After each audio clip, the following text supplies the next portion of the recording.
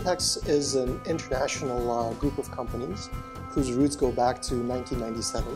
We've been offering the opportunity for traders and investors to engage the financial markets regardless of where they're located.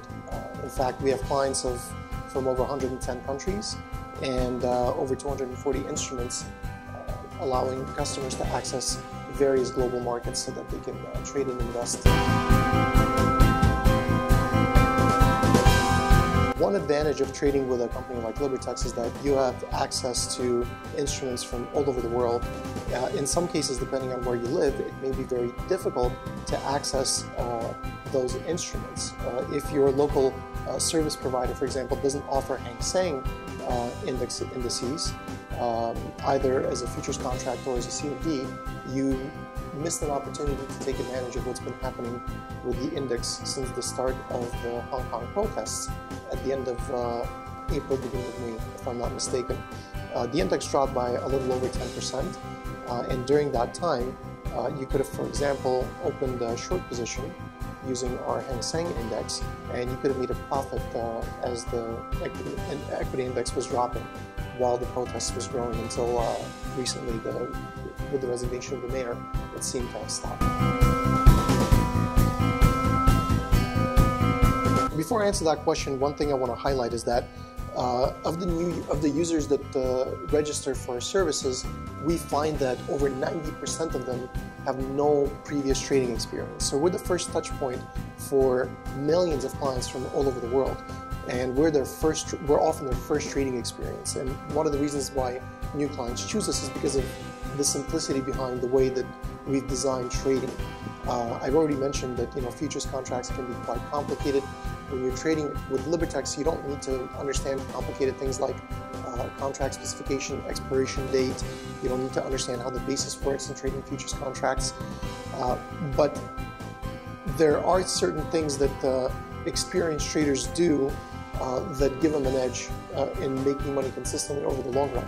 And we see that with money managers. So one thing I would recommend for new customers is that they take a money manager mentality to their trading. And what that means is you need to understand that you're not only responsible for your funds, but you're responsible for, let's say, a multi-million-dollar fund. Just pretend that whatever your account balance is really a hedge fund, where it's money of people who have entrusted that to you, to your care.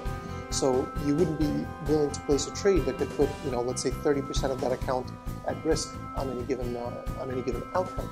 And unfortunately, we see new clients often do that, kind of giving into the temptation to use high leverage. But just because it's available doesn't mean that you need to use it.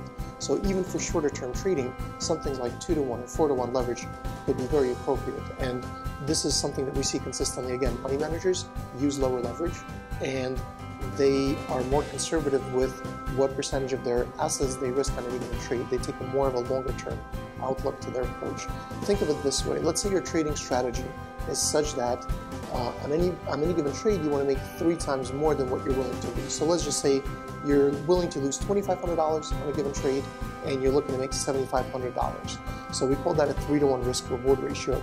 And in that scenario, only slightly more than 25% of your trades need to be profitable in the long run for you to break even. And any edge that you have over that means that over a long enough run, you're going to be profitable as long as you're deploying prudent money management techniques. So that means that you could be wrong more than 70% of the time, but still have a profitable trading strategy. And this brings me to the last point I want to make about this, is that experienced traders tend to hold winning positions for longer durations and cut their losers early. So if you're wrong about a trade, you shouldn't hold on to that trade too long. Of course, you need to have a plan in terms of where you want your levels to be, where you want to exit the position in case you're right and in case you're wrong. That's using a limited stop loss, but that's a topic for another conversation. But just in general, if something's working for you, don't be in a rush to close that position. Think about holding it for a longer period of time. But if you're losing money on a trade, you typically want to cut that trade early.